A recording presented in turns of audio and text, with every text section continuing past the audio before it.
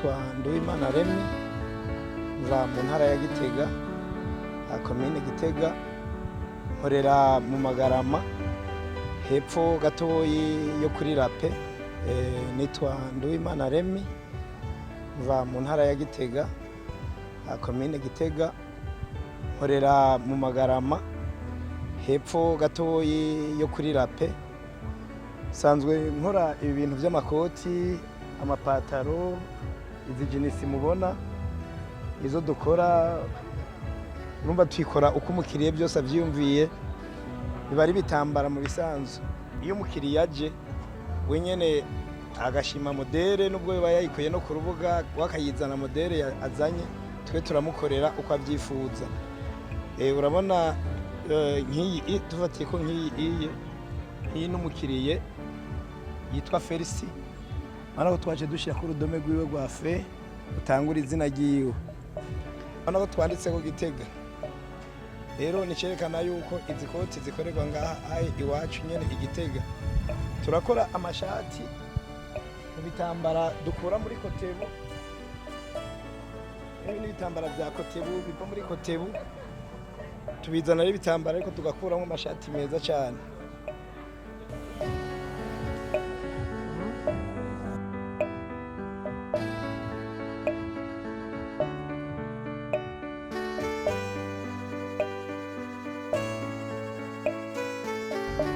Mwindwi yahariwe ibikorwa byo gwaruka, ikintu nyamukuru niteze ndabona neza yuko nshobora kuronkamwo akarusho abantu batandukanye bavuye mu ntara zitandukanye mu mihingo myinshi y'igihugu canke hanze y'igihugu bashobora gushima ibikorwa byanje ndiko ndakora, hama nkaronka isoko ivuye mu mihingo itandukanye, canke hakaba n'abandi batari bwamenye ibikorwa byanje bakabimenya, hanyuma nkatangura kuronka isoko yo kugurisha canke no kurangutsa.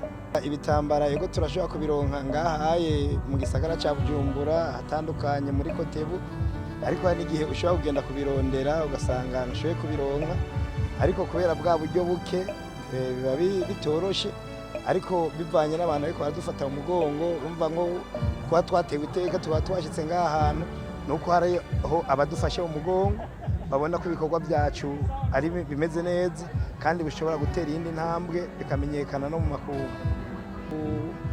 Intambwe ya mbere twarayibonye ko twarafashwe mu mugongo n'ikigo Paeje cyaradufashije kiraduha umutahe, ariko bivanye n'ibikoresho twagiye turaronka turashaka n'izindi ntege kugira ngo dukore ibikorwa bikwiye bifise inguvu.